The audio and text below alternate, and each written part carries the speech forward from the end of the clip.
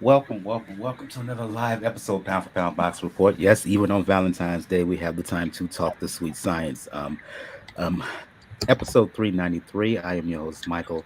Joining me this week, Gail from nyfights.com. Hope to have Daniel from 4 Boxing News and the inscriber later on in the show. What's going on, Gail? Hey, it's Valentine's Day, so where else would we be? Talking about the sweet science? Come on, bring Valentine's puns, everybody. We had to be here for you. We're here for you.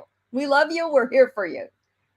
Absolutely, absolutely. For those who are new to Pound for Pound Box Report, Pound for Pound Box Report, live YouTube show, podcast, blog, site discussing all things boxing. The motto is when boxing is good, we will talk about it. When it's bad, we will talk about it. Bottom line, if it pertains to the sweet science, it will get discussed. If you want to find out any and all information about Pound for Pound Box Report, the site is the place to go to, p4pboxingreport.com. If you're checking this out either live or at a later date or currently on YouTube, whenever you're watching slash listening to this, make sure you hit that like button. Make sure you hit that subscribe button. On the site, you'll find links to whatever Catch Pound for Pound Box Report all over social media. Be it the link to the YouTube channel, links to the Facebook, Twitter, Instagram page. Also, if you navigate on the site, you'll find links to where you can donate. Got a Cash Me PayPal donation link.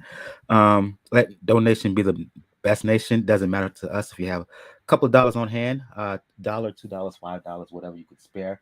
Uh, we will be eternally grateful if you shoot some coin to Pound for Pound Box Report. It'll help the overall production behind the scenes.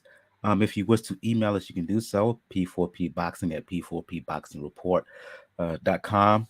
Last and certainly not least, please check out the link to for those fitness enthusiasts, for those who like getting their health and wellness grinds going. Please check out the link to Beachbody on Demand. Um, for those who are looking to get their summer body, their spring summer body going, please check out Beachbody on Demand. Programs for all fitness goals or fitness interests. If you're looking to just to pump iron, please check out Lift 4 or the new program Lift More, which is coming in March for the public. If you're looking for really challenging functional exercises, check out 645 and 6 weeks of the work. Um, whether you like, whether you're into yoga, um, whether you like to get your workout in the morning, please check out Morning Meltdown. If you look, ladies seems to like Bar Blend, the P90X series, they still go hard. The Insanity series still go hard. If you're looking for a boxing specific program, please check out 10 Rounds, a 6 week program, which I've gone through a couple of times. I thoroughly enjoyed it. I think I suggest you give it a try, or at the very, very least, please check out the free 2 week trial on Beachbody on Demand. And that is for 2 weeks, you get free. For 14 days, you get free access to any and all programs on Beachbody on Demand. Um, I strongly suggest you check that out. It runs concurrent throughout the year. Let's get things going by recapping some fights, Gail. I think Daniel's getting ready to join us in a few. Get him in here. Yeah, Daniel from 4 Boxing News and the Inscriber. What's going on, Daniel? Going on, ladies and gent. Indeed, indeed. Let's recap some of these fights that took place this weekend. A couple of main fights I want to focus on, featuring on a card in San Diego that was aired. Not San Diego, excuse me, San Antonio, Texas. PBC card that aired live on Showtime this past weekend. The main event of this card was um, low key interesting battle between Ray Vargas, who holds a belt at 126 pounds. Vargas, a two-division champion. Previously held a belt at 122. While Vargas was moving up to 130 to fight WBC junior lightweight mandatory challenger O'Shake Foster for the vacant WBC crown at 130 pounds. And the anticipation among many observers, among many pundits, quote unquote, was that the experience of Vargas would prove to be the difference. It wasn't that Foster was not a talented fighter; he certainly was. but he's a bit unproven. Vargas had fought the vastly superior opposition up to this point. But, and I go to you, Gail, I always start with ladies first. On this particular platform, um, the man named Icewater, and I'm talking about Osheke Foster, had ice water in his veins. Surprised a lot of folks. He took control of this fight from the opening bell. The jab was outstanding. Um, for this being his world title fight, he was calm and composed throughout. He took charge. Vargas tried to make a brief rally in the middle rounds, but Foster said in the lead up, Gail, that he was the bigger, stronger, the more intelligent guy from a physical perspective. He proved to be the superior fighter in there as he took control in the late rounds, punished Vargas, who was tired, who was fatigued. Foster winning by a unanimous decision. I only gave Vargas 2 rounds on my personal cards. And to many people, this is an upset. And Osheke Foster is now suddenly firmly in position. Uh, he's stamped his flag, if you will, in the junior lightweight division. We have a new name in the 130-pound landscape, Gail.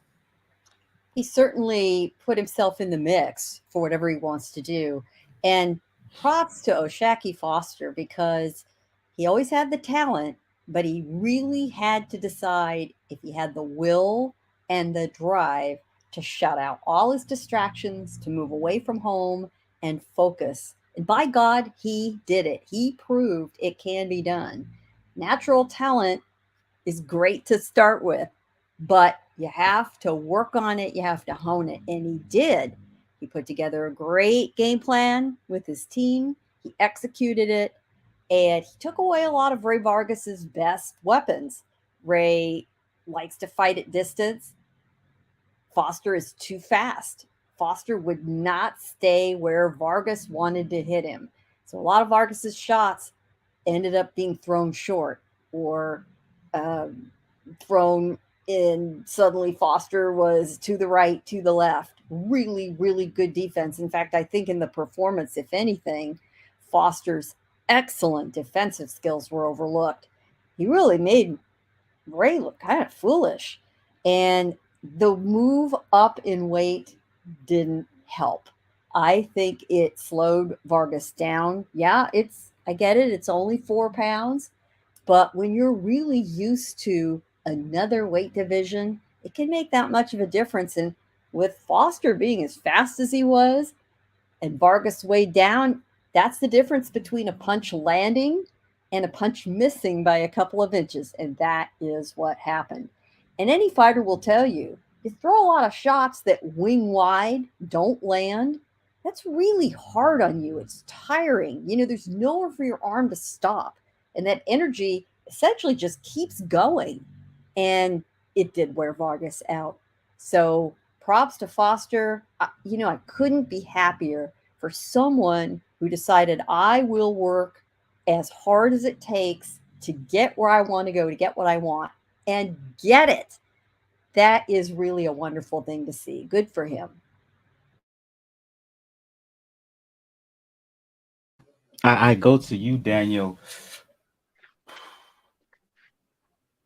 Vargas was the taller guy, but in hindsight, the reach was equal, right? So the height really did not matter.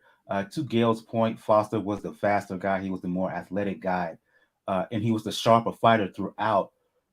You don't want to be prisoner of the moment here. Was this a case of Foster being better than a lot of folks felt coming in, or is it a case of Ray Vargas going up one weight division too far? It's a mix of both, really, because we also have to remember Ray Vargas also changed trainers recently. So I think this was their first or second fight with the new trainer. And like to my old adage rule, it takes 3 fights in order to get fully acclimated into a new trainer style. And the new style for Vargas is being a little bit more aggressive, which he hasn't been before. He's been more of a defensive fighter. And The main advantage that he had against other opponents are his height and his reach. He had the height, but he didn't have the reach. Obviously, with Foster had the same reach as him, and on top of that, because of it, trying to adjust into a more aggressive style against somebody like a Shockey Foster who can move really well, who knows lateral movement, who doesn't rely on knockout power to try to get you, but rather relies on that movement and ring generalship to maneuver. And that was, of course, a bad combination for Vargas. But Gail brings up a great point. Yeah, it's always among the smaller weights. Yeah, it's 2-3 pounds, in this case 4, but that impacts a lot from one fighter to another, especially in the case of somebody like Vargas, who hasn't really relied a lot on power to win fights. And going to step up so soon to 130, it reminds you a little bit, actually, of the struggles that we've seen Navarrete go through, moving up to 130. Granted, both of their styles are drastically different, but it's still the same struggle of going one weight class and then going to the other. And Vargas admitted he probably thought that 130 may have been a bit of a jump too soon, so going back down to featherweight. But when it comes to Shockey Foster, this is one of those stories that you always want to hear. It's very similar to Bernard Hopkins' story. And now he's in the forefront. I think Ring Magazine had him, I think, at the number 6 130 pounder in the division. You got to wonder how much he's going to jump now in that scale. And taking that scale and looking at a lot of the landscape behind him, you can make the case that right now he's probably near the top, but not the top of that division.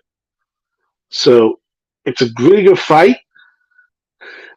Can I expect if there was a rematch to happen, similar results? Unfortunately so, because a lot of the advantages of Vargas had, he didn't have, and the change in style, unfortunately, in this case, is a little bit more of a hindrance than a benefit for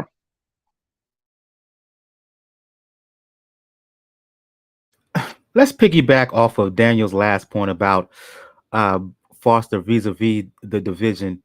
The junior lightweight division is a bit of a transition, especially since Shakur Stevenson moved up to 135 after he couldn't make weight for a scheduled title defense against Santiago last year, September, right? He gave up the WBC, WBO belts. You got Hector Luis Garcia, who's coming off of a loss to Tank Davis in January. Garcia moved up to 135 to fight Tank. You got Rakhimov, who's going to fight. He's going to defend his IBF belt against former IBF champion Joe Cordina next month, right? And you got Navarrete, who just won the title against Liam Wilson. Where does Daniel says that Foster is right in there amongst those against that lot of fighters, right? How do you see? Where do you position Foster, Gail? I'm based on this performance. If I compare him to a Rakhimov, right? That Foster who we saw against Ray Vargas, I feel he beats him. Navarrete has looked shaky in his last few outings, and we saw what he had to go through against Liam Wilson, get knocked down, had to rally to get the win. A lot of people felt it was in controversial fashion, given how people thought it was a long count and how he spit out the mouthpiece after getting knocked down against Wilson in the early moments of that fight. Foster against Navarrete, I may lean towards Osheki Foster, lean towards Icewater. Where do you see Foster fitting at 130 pounds right now? He's a player. He's still unproven. Beating Ray Vargas is not beating Emmanuel Navarrete, and it's maybe not beating the winner of Rakhimov Cordina either. Has he earned the right to face them? Yes, absolutely. And yeah, Navarrete has looked a little less invincible than he did before. But come on, the man needs to get himself a nutritionist. I mean, that's part of his problem. You know, he likes to live the good life in between fights. And when he was younger, he could get away with it. He can't now. He has, however, managed to pull it out every single time. So I still have to give the nod for the number one spot to Navarrete. You know, somebody needs to knock the king off the throne. Can Foster do it? Maybe he can. Maybe he can on the right night. A great night for him, a not so great night for Navarrete. I think that's entirely possible. But as far as the rankings go, he is certainly risen, but he's not at the top just yet. We need to slow our roll a tiny bit, but it does look good. You know, if you're going to buy some futures on somebody, it probably does need to be Foster. On the undercard here, you had uh, the comeback, the comeback of Mario Barrios. A lot of many fans remember him for his stoppage loss to the fighter we mentioned earlier during this discussion, Gervonta Davis. Right, Davis stopped him in 11th rounds. Barrios had a version of the 140-pound belt. He's fighting at 147 pounds right now, and fought Jovanie Santiago, who a lot of people remember before his effort against Broner. There are some fans who feel, excuse me, that Santiago beat Broner when the two fought. And overall, Daniel, I can't be mad at how Barrios looked here. He got off to a little bit of a slow start, but once he warmed up, he did an excellent job of going upstairs and downstairs on Barrios, slowed him down, really just pounded him out and beat him up over time. Good win here. I'm still a little bit in terms of his future at 147 pounds. He says he's going to stay at that weight, stay at welterweight, but with fighters like Spence, fighters like Crawford, fighters like Ortiz, fighters like Boots Ennis, and a couple of others who are slipping my mind right now. Barrios is in the picture. I just don't know what level he can reach, given the status of the division right now. Was more of a stay busy, give me fight for Barrios in this case. Especially, like I said, this is San Antonio. This is more or less his hometown. A bit of a hometown fight. Really was not expecting much out of this. He was obviously the taller, obviously the bigger, and obviously the stronger of the two fighters. So there's not much you can take away from this other than he did what was lined up for him to do, which is look good, get a knockout, and put yourself at least within the PBC universe in the conversation. Whether he actually belongs in that conversation, that's the main thing that can be debated, because should should Spence stay at 147 and Bud stay at 147 for the time being? He's not beating either one of them. Let's be honest, he's not beating any one of them. Boots will probably outbox him. Virgil might knock him out. And so he's in that sphere where he can actually, a good test for him actually might be a fighter that just lost. But if he just fine tunes a couple of things, it would work out better. Rashidi Ellis. Somebody that could probably be the good test when it comes to how Barrios really, really can look in this division. Otherwise, among the young guys, you could probably do even somebody like a Daniel Garcia. who never really was a top guy at welterweight, but he's serviceable.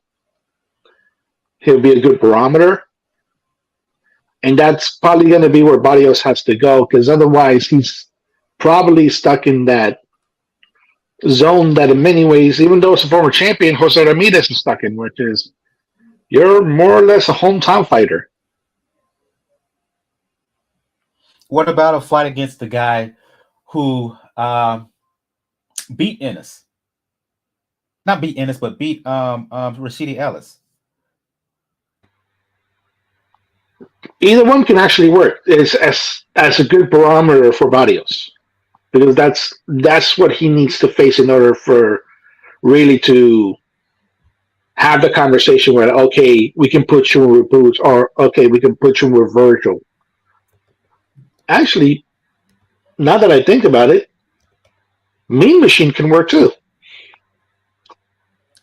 Yeah, I'm not gonna try to pronounce his name. My bad on that. I'll butcher it. But what say you, Gail? The future Mario Barrios after this win against Santiago. Listen, Barrios serves a purpose in boxing in this division, and it doesn't necessarily mean going up against Crawford, who's already beat him, or Spence.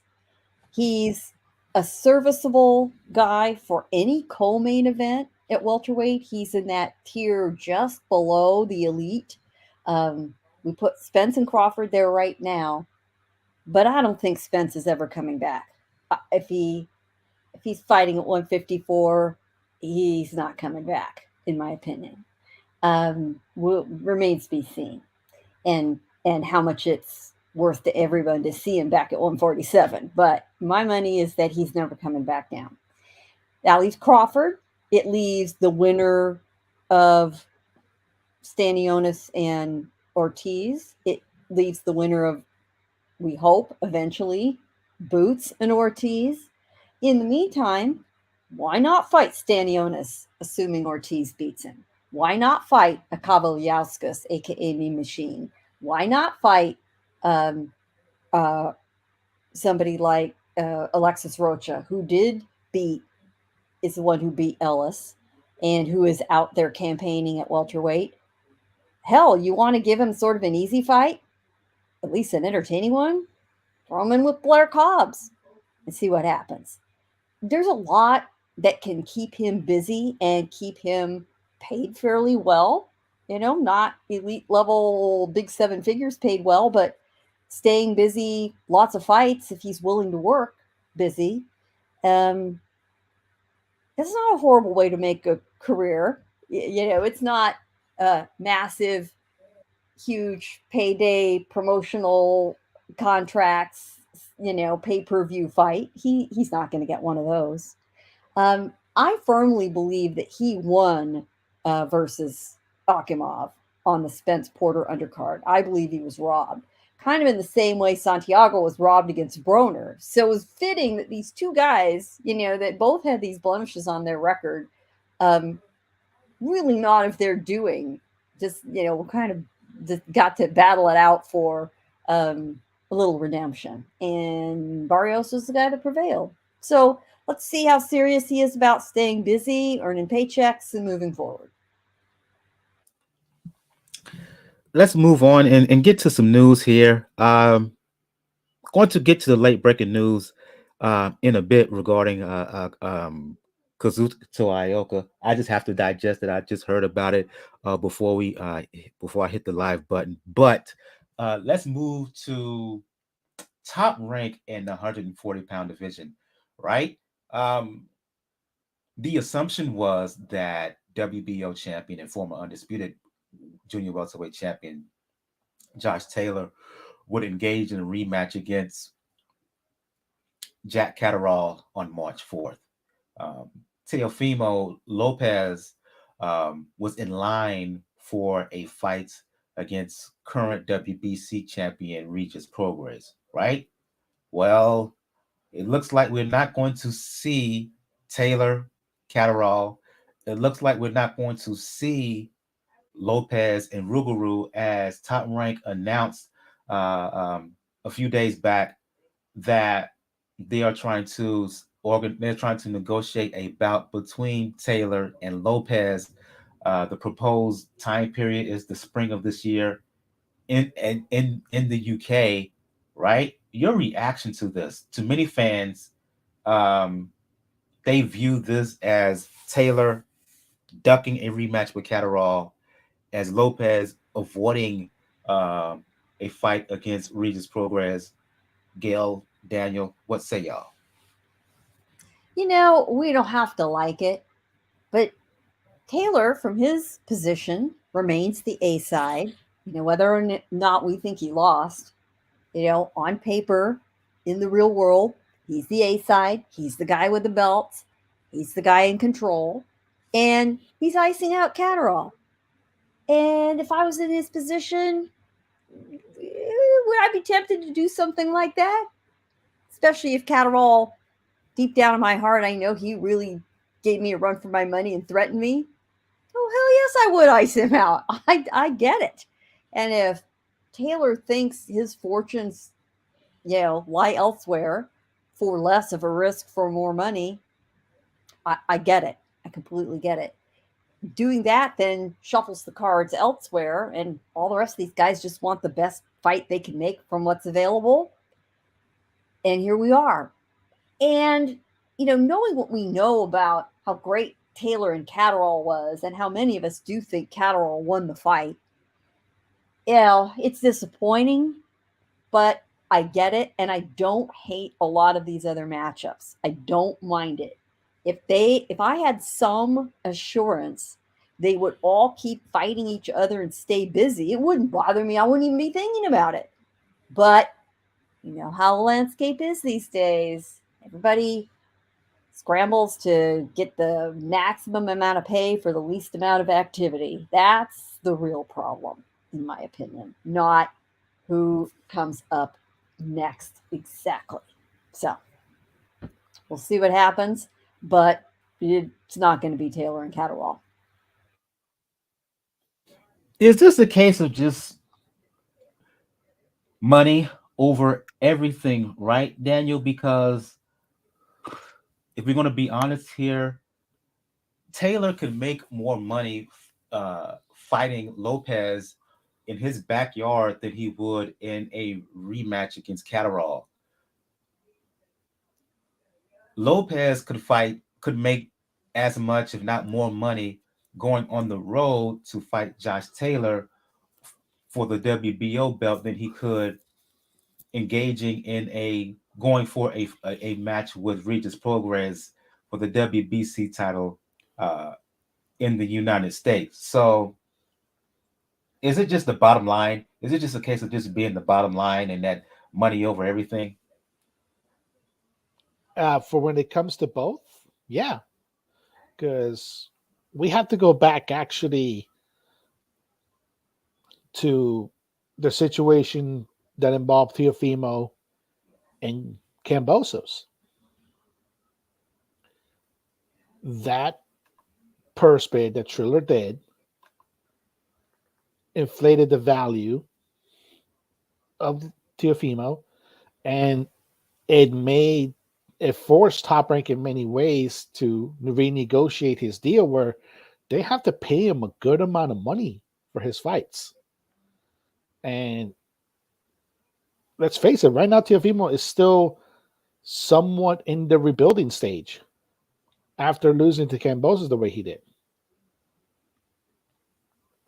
You couple that into the fact that you got somebody in Josh Taylor who, for all intents and purposes, is gonna go to welterweight by mid-year, and you already know that for all intents and purposes, you lost to Jake Catterall, but you got the decision. So that, like Gail said, that gives you the leverage. So Top Rank, being the promoter for both of them, knocks two birds out of one stone. It gets a fight that can get Teofimo the money that they promised to pay him,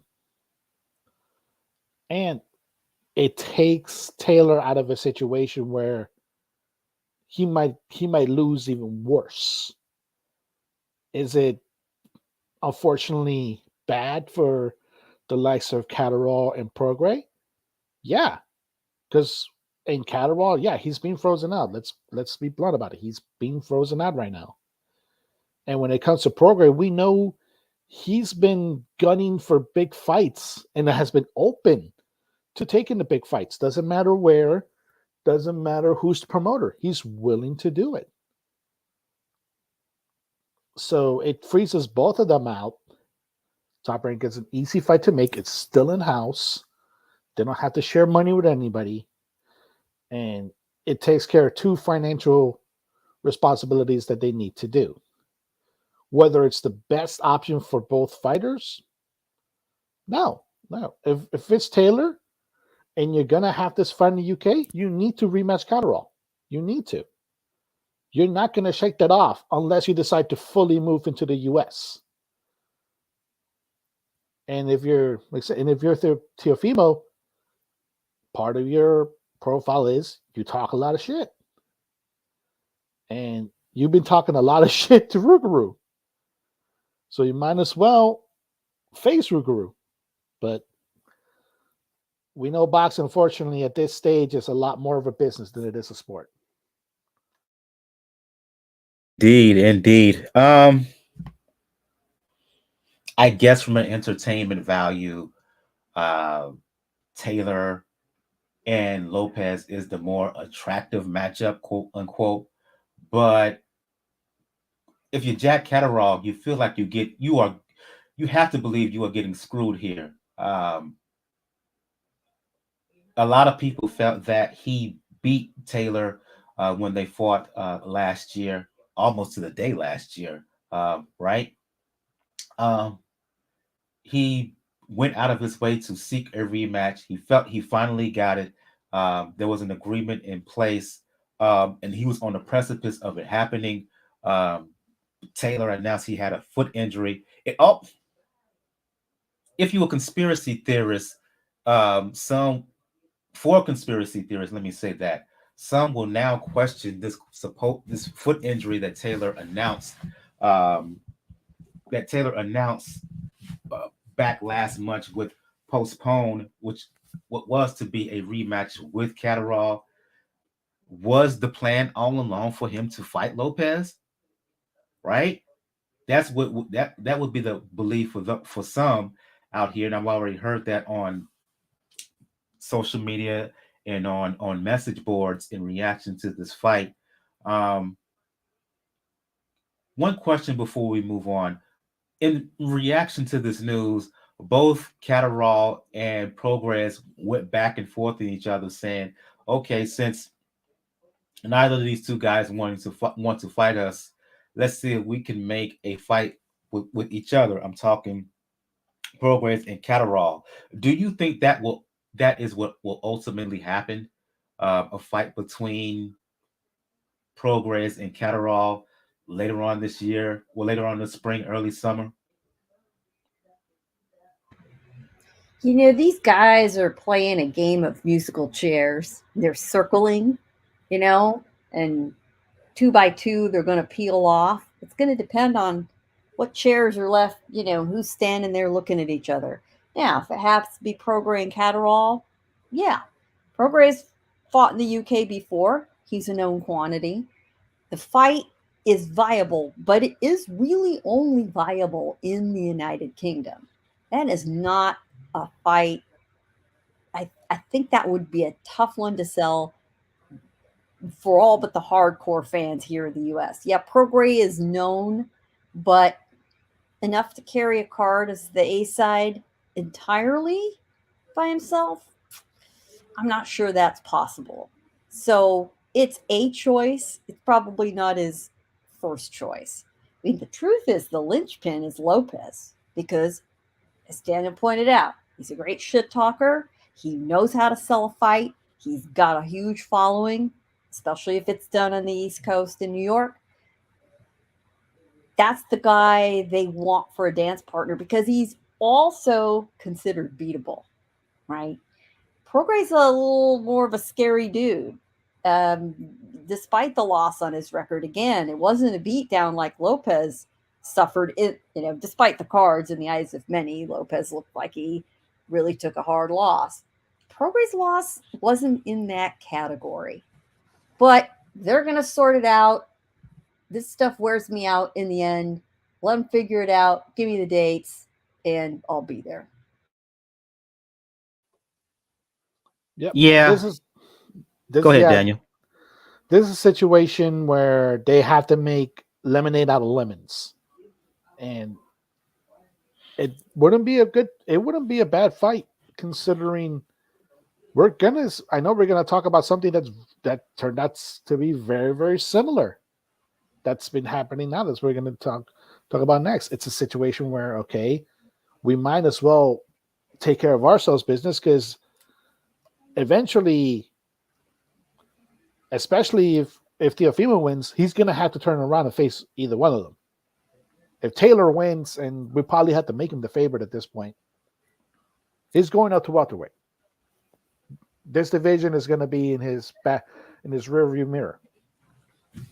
So they might as well do what they can. It's not going to be a big money fight, but it's a high caliber fight among two of the best in the division.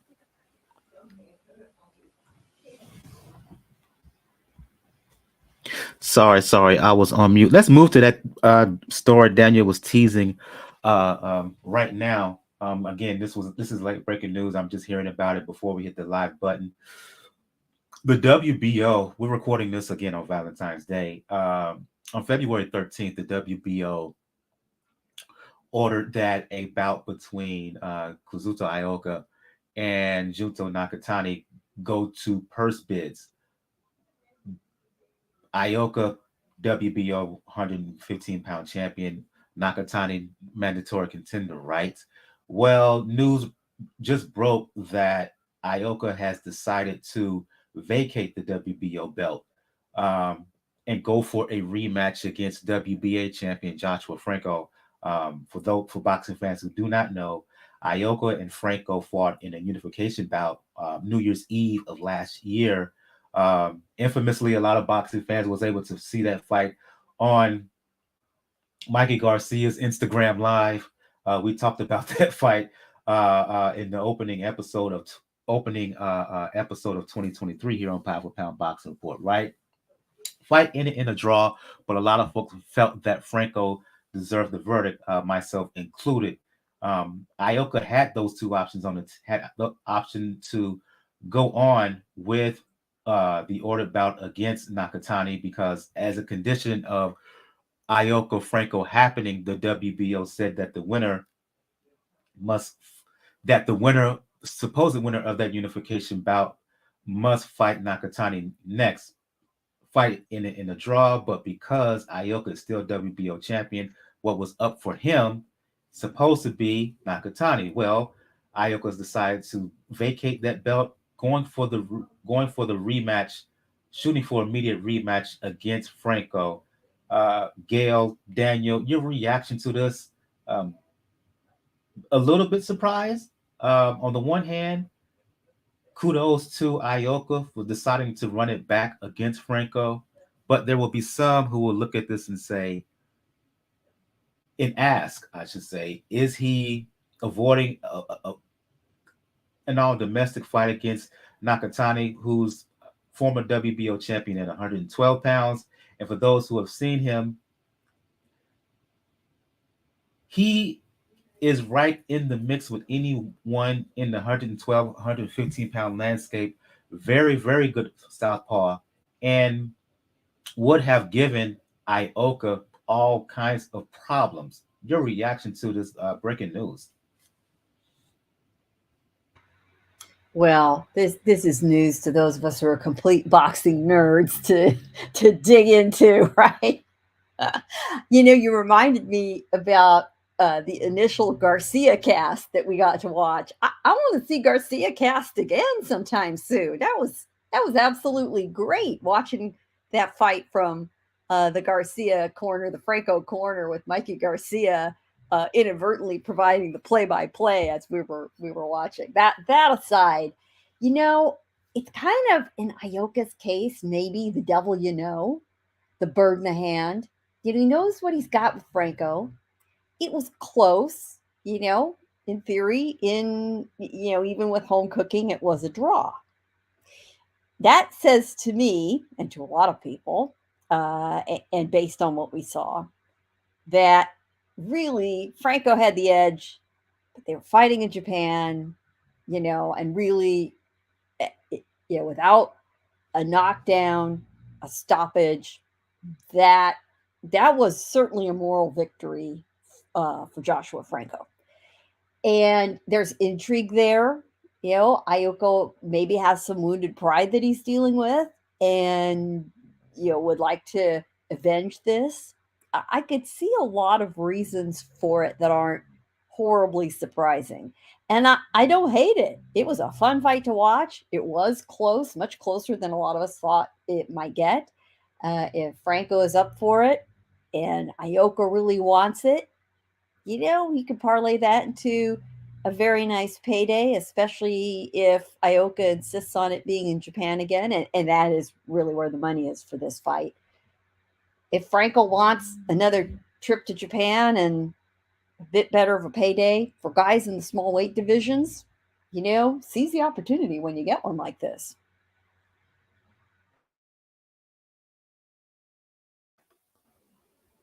This is an intriguing decision for me because one of the conditions, it's a similar condition to a previous situation that WBA had, where was it last week when it came to the belt wasn't fully recognized as a full championship, so one of the other sanctioning bodies wasn't really considering it a true unification fight. Oh, that's what I'm talking about. Talking about Serrano. That's similar situation that happened there. And so for Kasato to drop the full title to go to what can be considered a secondary title would probably comes right into my head is, even though it was a draw, even though in many ways it smelled ripe of home cooking, maybe Kasato feels in his head that he actually lost that fight against Franco. So he'd rather avenge that loss than to face again another domestic opponent that, while it could be an even fight and it'd be a very fun fight, the question is going to be, well, are you going to rematch Franco? Because that will get in the way of the ultimate goal, which is either Chocolatito or Gallo. So I'm not really surprised by the move when it comes from a pride standpoint. From a title standpoint, that's what I am surprised by. Because, like I said, you're dropping the full title to go in for the secondary title, but it says like that rematch with Franco means more to Kasato than fighting Nakatani. And that says a lot about the man. Most people, most fighters, they'll take that draw, which should have been a loss, and they'll just keep it moving. They won't try to go back to it. It takes a special type of fighter to say, no, that's unfinished business. Either I feel like I actually lost, or if that was a draw, then I have to fight him again. I have to be the one that wins. So in many ways, hats off to Kasato. And yeah, this fight has to be in Japan again. We talked about home cooking, but that's where the money is. Unless Franco flatly states he's not going to go to Japan for it, get your ticket to Tokyo.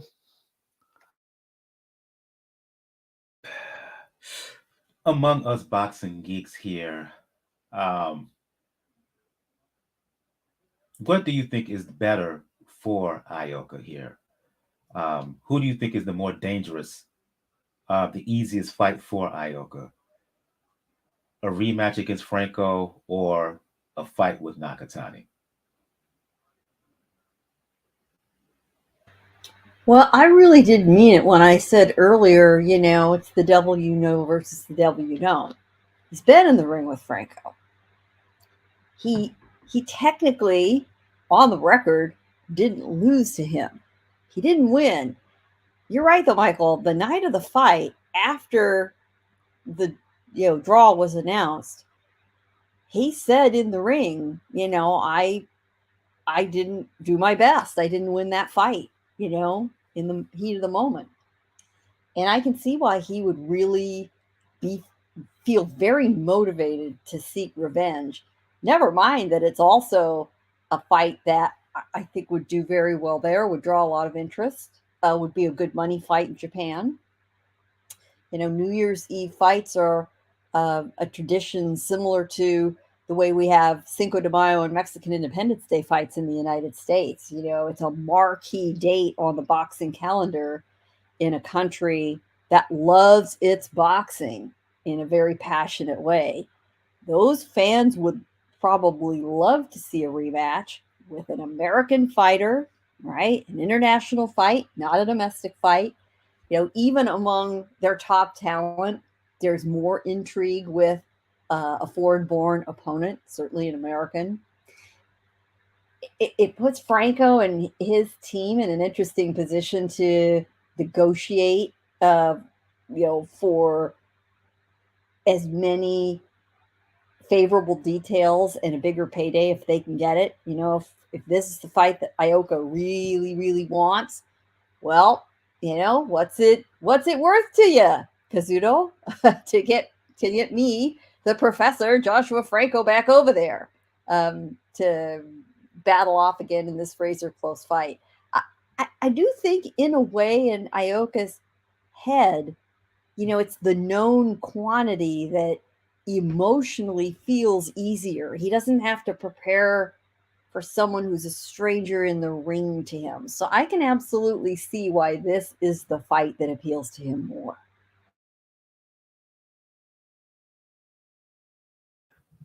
Credit Ioka for wanting to run it back. Uh, Honestly, there's a part of me that really wanted to see him fight Nakatani, um, just to see how good Nakatani is. Because whatever you want to say about Ioka in that last fight against his previous fight against Joshua Franco, um, he's still an elite fighter, right? Four division champion, future Hall of Famer, um, in my opinion. And Nakatani, he's kind of the dangerous card here, right? When you look at all the fighters in that 112 pound, 115-pound landscape with um, Gallo Estrada, who was in attendance for that fight between Ioka and Franco, um, with Rodriguez, IBF champion, with Bam, who's moving back down to 112 pounds. Um, Nakatani has been in the United States. He's trained in the United States. He was looking to get the fight with Ioka, beat him, and then defend that title in the States. For those who haven't seen him, I strongly suggest you go to YouTube and check out some of his fights, because tall, silenced southpaw, one of these guys who makes his fights look easy, um, can box, can punch. Um, Again, I think he would have given Ioka really, really tough fight, possibly beat him. He'll probably end up he will fight for that vacant title.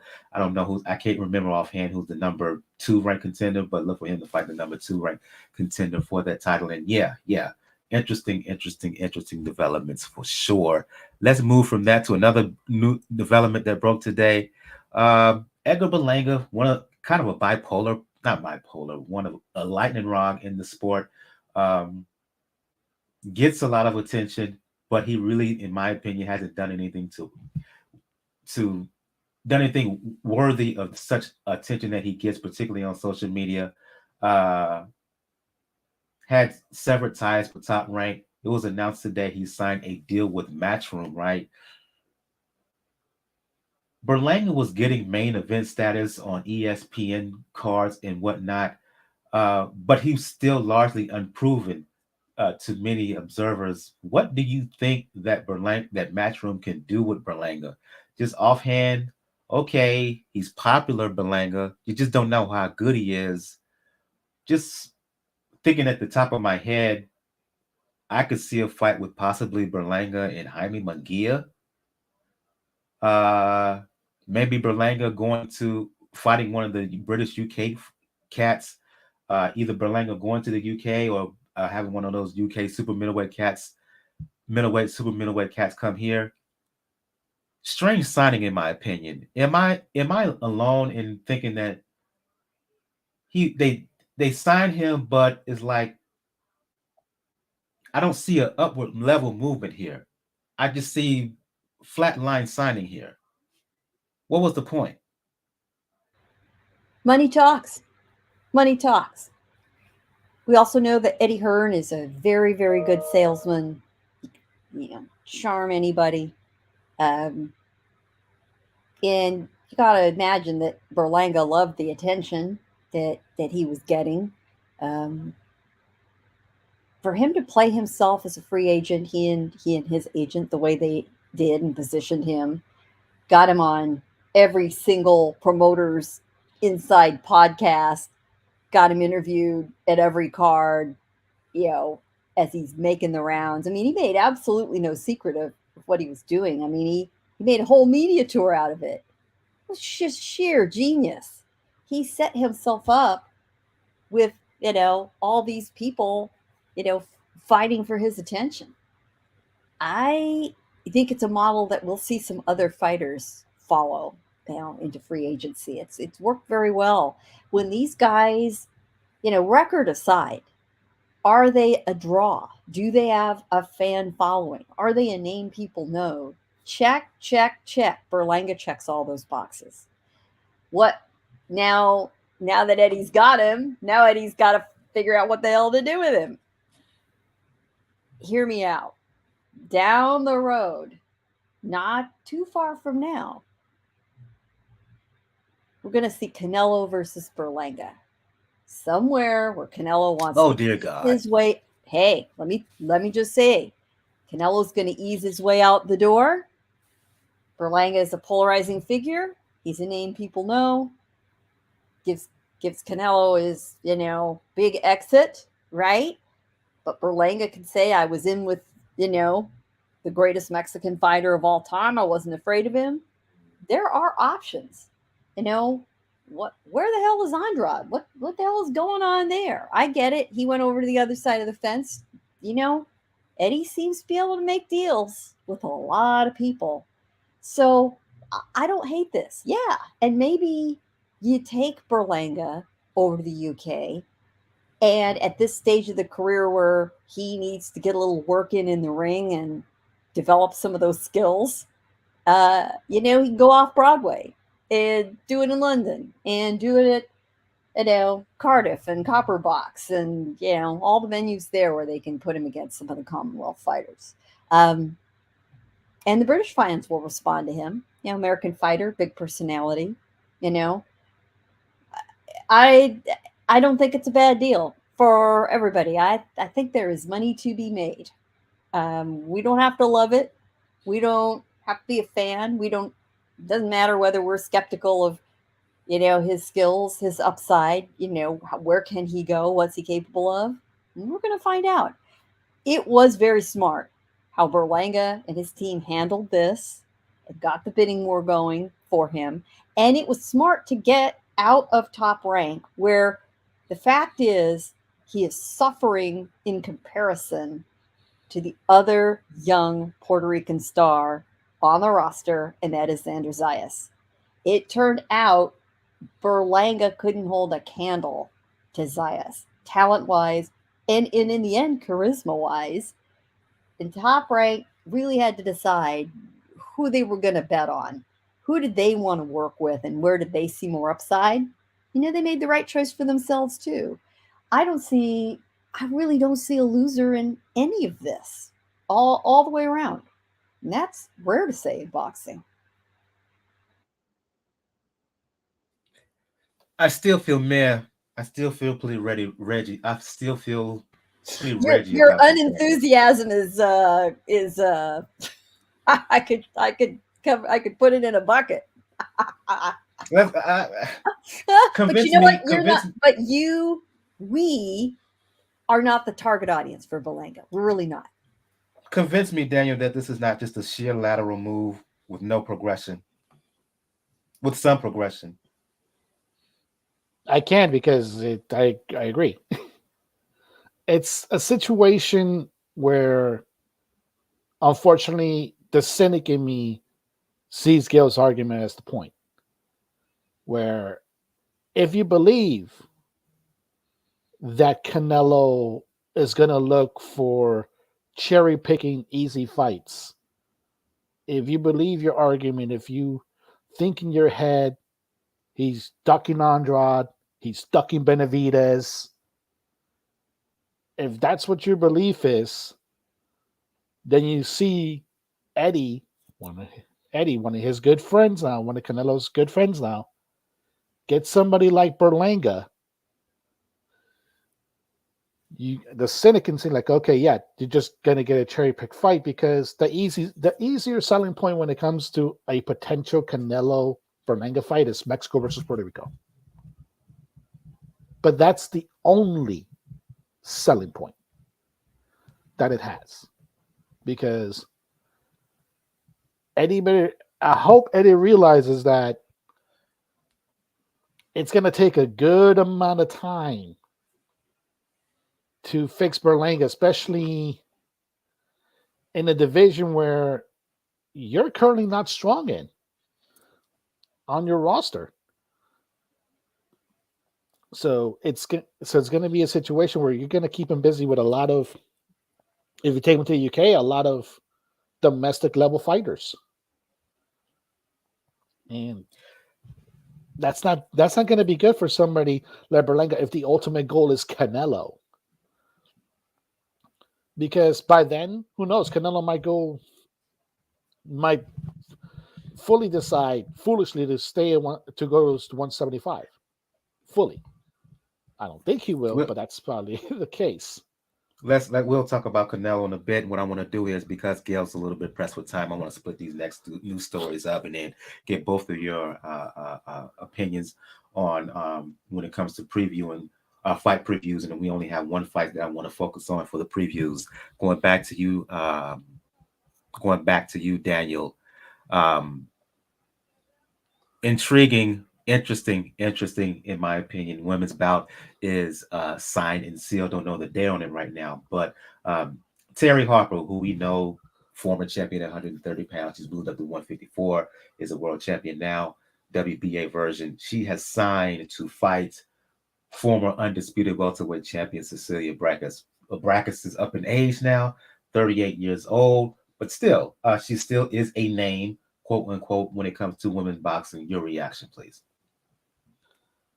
This is going to be a fairly interesting, fairly intriguing fight because we need to see if 154 is even a really good move at this point for Cecilia. Given her age, given how long she has stayed at welterweight, and for Terri Harper, remember the last major thing we remember her of is having her brain be mentally rebooted. We see her brain literally get rebooted while standing up by Alicia Baumgartner. But that was at 130 pounds. This at 154 pounds, where she looks a lot more comfortable, a lot more natural. And she's the younger fighter. She's a fresher fighter. And even if it's a situation where you're not facing Braekhus at its best, it's always a situation where it's a name. It's a name that carries a lot of cachet. And you want to have that feather in your cap, particularly if you're in a weight class that, or you decide to go up to a weight class that's visited by one Clarissa Shields. So that's to me that's going to be looked at when it comes to Terri Harper. I'm glad, like I said, she's getting back into a weight that's a lot more comfortable for her, because it looked like in the Bummer fight that 130 she was struggling. And for Cecilia, might as well see what you have, because if you don't have much, then better to know it now than know it later on when it's way too late. We knew that Anthony Joshua, Jermain Franklin, was going to happen, Gail, on August 1st. It was officially announced last week. The interesting sidebar here is that Joshua was changing trainers once again. He was with Robert Garcia. Um, now he's with, excuse me, now he's with Derrick James. Do you think James can do anything in terms of making improvements on AJ as a fighter?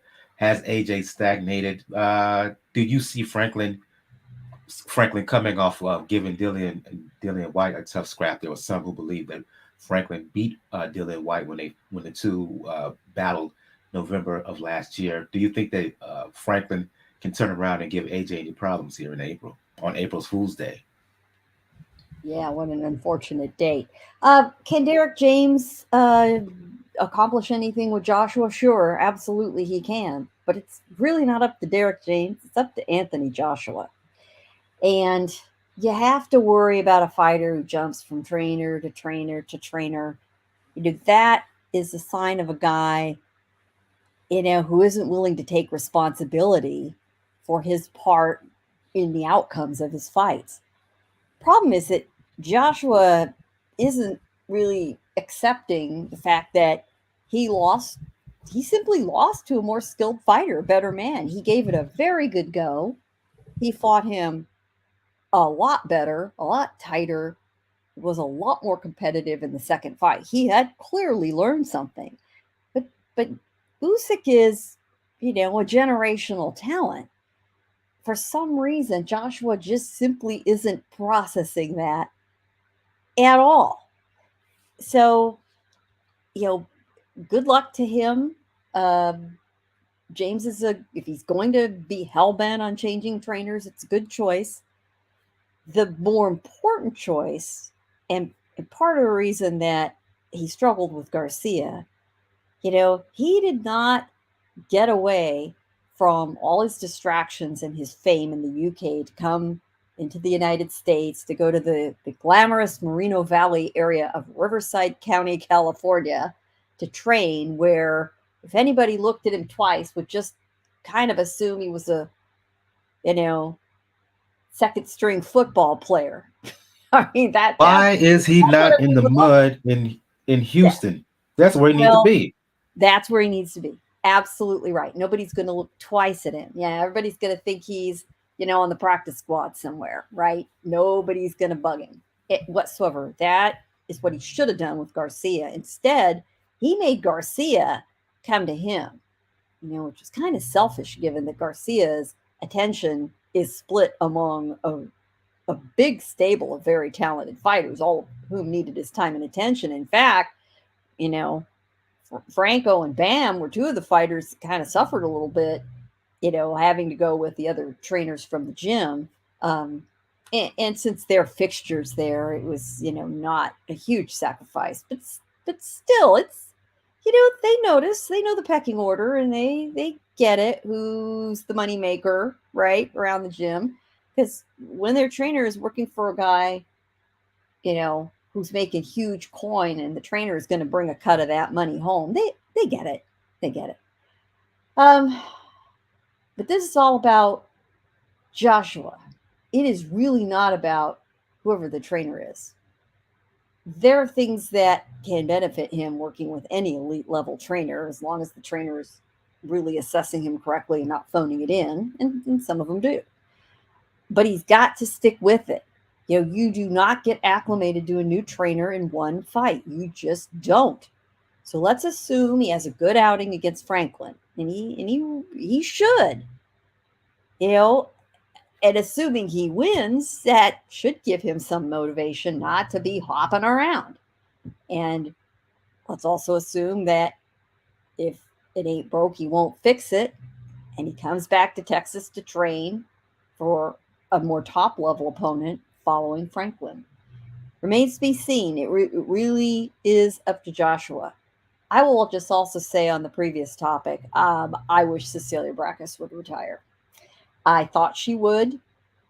She was briefly scheduled to be the headliner on a small card in Colombia, you know, her ethnically native country. That would have been a wonderful way to end her career. For some reason, the card did not come off and the fight, was pulled. So here we are fighting Harper. I think it's a bad idea. Interesting way to end that, saying basically it's time for Cecilia Braekhus to call it a day. I'll go back to you, Daniel. You mentioned Canelo's name was mentioned just a few minutes ago. You mentioned him. He's returning to the ring, negotiating a fight with Jon Ryder in Mexico. Your reaction to the redhead deciding to fight one more again back in his home country? Well, first, this is a mandatory. Jon Ryder is a mandatory. It should be Daniel Jacobs. I think we can all agree that that should be Daniel Jacobs. But that was a blatant case of UK home cooking that got Jon Ryder this position as a mandatory. But here he is.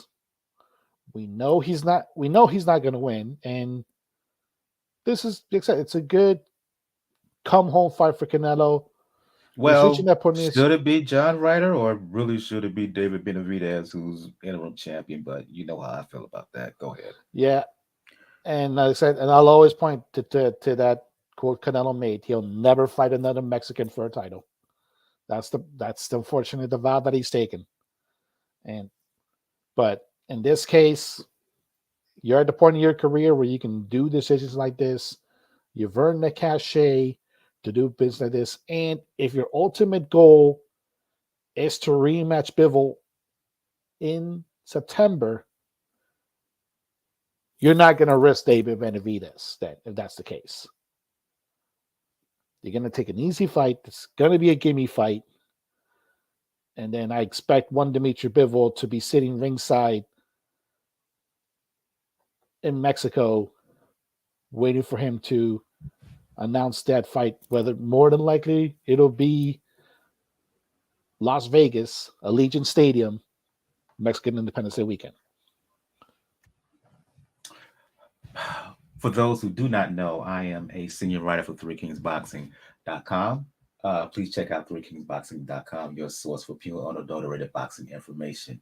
The reason I mentioned my role on ThreeKingsBoxing.com because for our comeback fighter of the year in 2022, Kenshiro was ThreeKingsBoxing.com's 2022 fighter of the year, right? In last year, he became a unified champion in his last outing in November. Had his way. He surprisingly easily fashion stopped then WBA champion Hiroto Koiguchi. In the aftermath, he expressed an interest in fighting WBO champion Jonathan Gonzalez Gale. Right? Gonzalez fought on the undercard of Taraji Koiguchi. Well, news broke a couple of days back that an agreement is in place. There was a news conference that took place actually yesterday U.S. time, right? Early yesterday U.S. time, in which Taraji Gonzalez is going to fight April 8th in Tokyo, Japan. Excuse me. Words came out earlier today that the fight is going to be aired live on ESPN Plus. It looks Taraji has stated a goal of becoming undisputed champion in 2023. The next step here, a fight against Gonzalez, your reaction to the fight being made, and it looks like Taraji, who's been on a roll since he suffered his lone defeat in September 2021, he's looking for all the smoke, and he's looking to be at the top of the hill at 108 pounds. I love it. I love unification fights all day, every day. That's the ultimate test, really, of a fighter, at least, officially. Um, and I say, bravo, bring it on. Can't wait. Absolutely, absolutely. Short and sweet. Second follow-up question, Gail.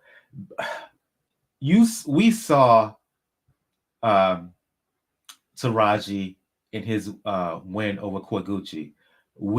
Together saw Taraji's win over Yabuki to regain the WBC title.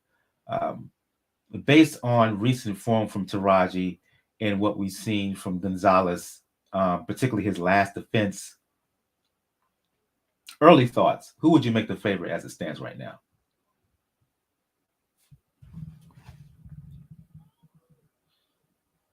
You cut off a little bit, Mike. Could you repeat that?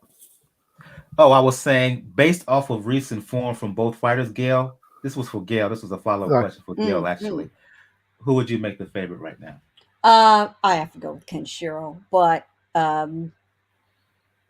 think I think that's a pretty even fight. I'd say maybe it's a 55-45 fight at this point. Um, I do think Kenshiro has the upper hand. He's put on some very good performances lately. So, but let them both try to go get it, and I have no doubt they will. Let's move on to preview some fights here. One particular fight of note, the return of Leigh Wood. Last time boxing fans saw Leigh Wood score arguably the most dramatic performance of 2022. 12th round stoppage win over Michael Conlan to retain the WBA featherweight strap.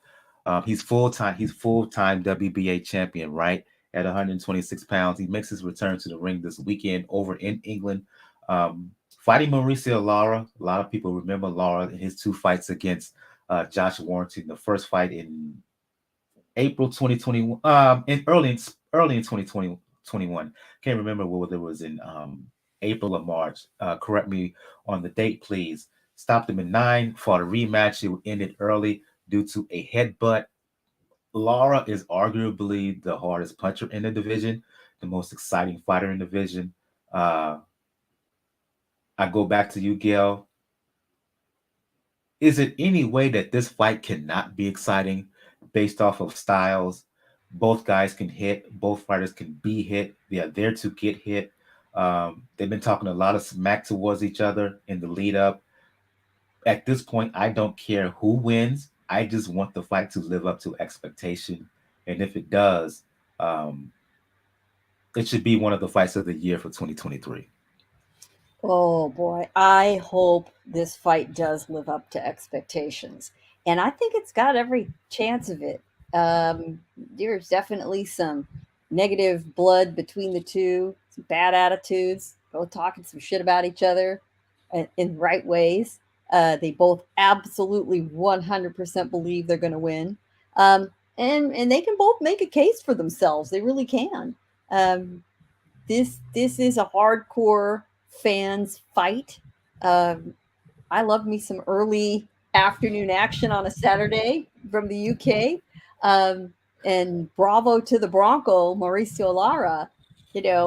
He knows that the bigger audience and the bigger money is fighting on Wood's turf. And he says, bring it. He has crushed guys there, more than once. Wood is just one more opponent for him to go after. Go right at him. And there just can't be any way it is going to be good unless, God forbid, it ends up in some crazy injury or some oddball thing happens. There is no way in hell these guys are going to see the final bell. It's just not going to happen. I love it that Lara is one of these Mexican warriors out there, in the trenches, getting the fights, doing what he needs to do, finally gets his opportunity and has just seized it. and became part of this, list, this seeming, battalion of what one of the British commentators started calling mystery Mexicans. I mean, and there's a ton of them. These guys that toil in the gyms and fighting the cards out of Tijuana and Monterey, and hone their craft. And this is what it means to work, to stay busy, to learn, to make your mistakes and get better from them. And then when the opportunity comes along, the door opened, Lara busted right past it. On the other hand, Wood has certainly made a splash for himself. Can he repeat, pulling an iron out of the fire the way he did against Conlon? Well, got a much more hard hitting opponent standing across from him. I think he's bitten off a lot here. But I have no doubt that if he goes out, he'll go out in his shield. That's what we all hope to see, right? One way or the other. If I don't see fireworks, Daniel, I would be hugely disappointed here. Yeah, and this is the fight that I mentioned, like when we talked about the situation with Lopez, Taylor, Ruger, and Catterall. This is the similar situation that you looked into it because two fighters. Obviously, when it comes to Mauricio Lara, he beat the brakes off Josh Warrington. So Eddie Hearn and Josh Warrington are, in British terms, too much Nancy's to face Lara again. And in Wood, you basically set back Mick Conlon's career 2-3 years with that knockout. And we know Bob is not going to risk another setback. So now you put yourself out where you have two guys here that should have been rematching somebody else, but instead now are facing each other, and it's going to be an all-action fight because both of them have something to prove. Leigh Wood has to prove that knockout against Conlon was not a fluke. And Lara has to prove to the point that, at whether it's 126 or 130, he's the person that have to deal with it. And if he has to hunt down Josh Warrington, he will hunt down Josh Warrington. I'm not going to make an official prediction here, so I'm going to rely on y'all. Give official prediction for Leigh Wood and Mauricio Lara.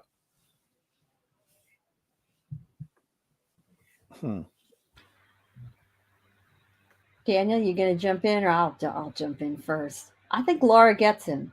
I think Lara's power will prevail. Lara's got a lot more firepower than Michael Conlon did, and in some ways, Leigh Wood got pretty lucky with Conlon. I think he's bitten off a lot here. Lara is very comfortable, fighting on his enemy turf. He doesn't give a shit. He just doesn't. He is a buzzsaw, and that's what he's built to do. And as long as he can keep Wood right in front of him, he wins this fight. I'll put it like this: we saw how Alicia Baumgartner turned it up a notch once it became known that Michaela Mayer was sitting ringside. Somebody just has to say in Spanish that Warrington is in the arena, and Lara is going to knock out Leigh Wood.